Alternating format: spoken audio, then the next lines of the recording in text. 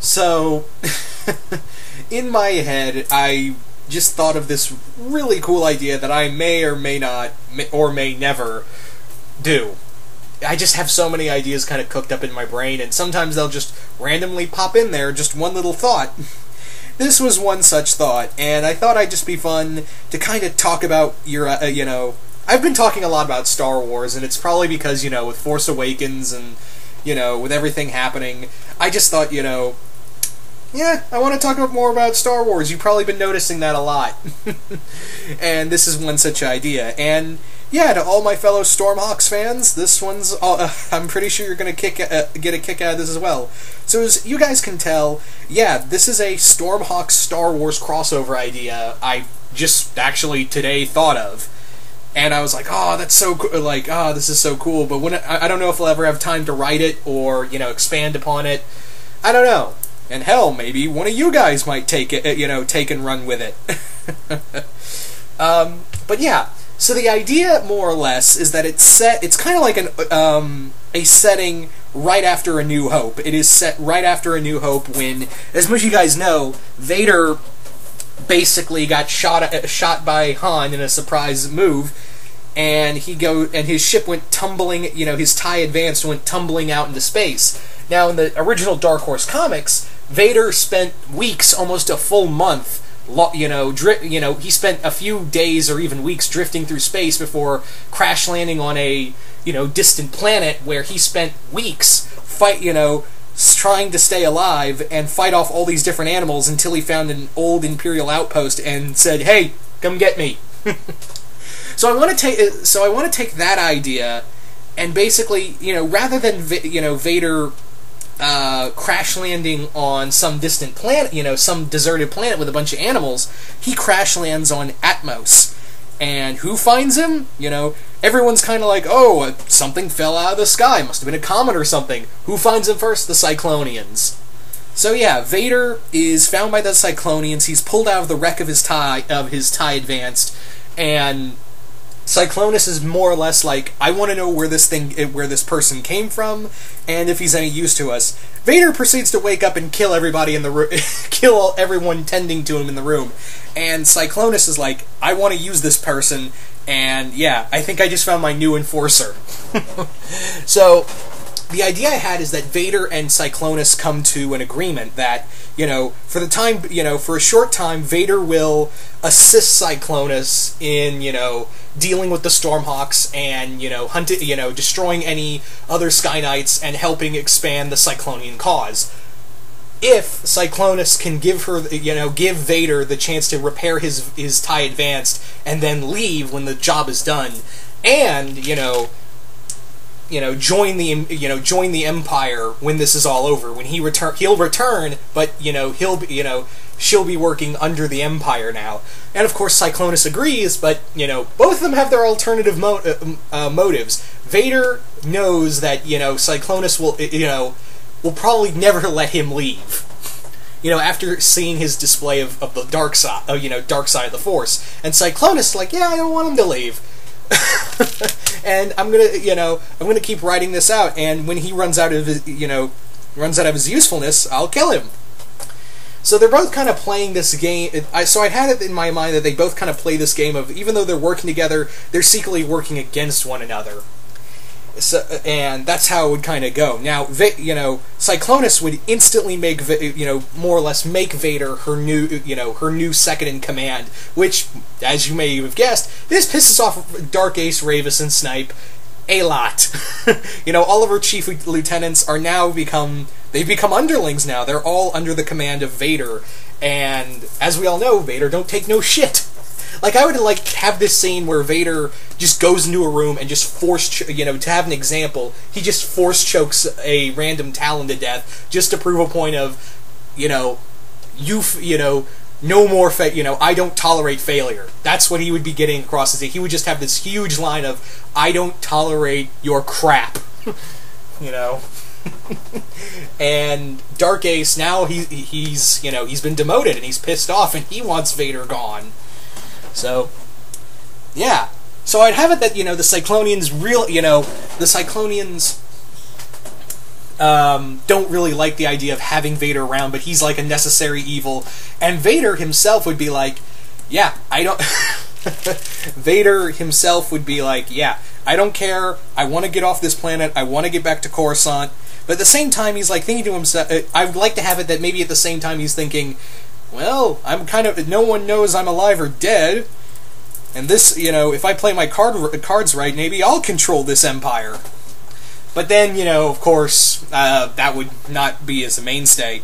So, of course, Vader on Atmos, how cool would that be? And of course, you have all those other moments in here because, yeah, they're the Sky Knights are now dealing with something they've never dealt with before: the Force, and it's the dark side of the Force, under the control of probably one of the most powerful Sith Lords ever. So Vader would be, you know, like I said, Vader would be, you know, Cyclonus' new second-in-command, and he would be kind of like, great, I'm delegated to what I was before. And I think I would have it that Vader would, you know, have some respect for Cyclonus, that he would see so much of Sidious in Cyclonus. He would see so much of his master in her. And I think he would have, like, some amount of respect for her, but at the same time he'd be like, I respect you, doesn't mean I like you. So I would do that. So I'd have that kind of dichotomy between the two. And of course, when Vader meets the Stormhawks, oh boy, does Vader meet the Stormhawks! Like I would, I had this whole scene in my head of just the Stormhawks, just in like they think they're going up against Dark Ace, and they just show your arrows all like show yourself, Darth Vader. Ugh. Dark Ace. You can clearly see I'm getting tongue-tied here, but yeah, he's calling out for Dark Ace, and then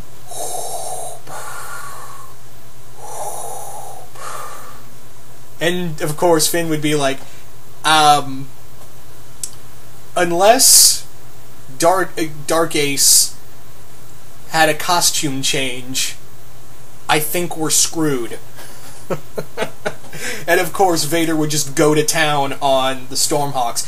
He wouldn't. I don't think I'd. Yeah, he wouldn't kill them, but he would definitely just instill this kind of fear in them that they haven't felt in a while. And I just have this scene where they're trying to get out of the area on the Condor, and then the Condor just stops dead in its tracks in midair, and they're like, "What's going on? You know, Stork, aren't you giving it all you got? Yeah, I'm getting tongue-tied. Yeah, sorry."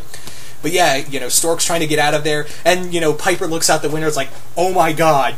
They all look, Vader is Vader's pulling the Condor back to the ground. He's not done with them yet. He would just be pulling the Condor back with, with the power of the Force. But yeah, that would be something, like, I think that would be really cool. You can see so much of the Rebellion and the Empire through Stormhawks, and obviously see a lot of Star Wars inspired stuff through that.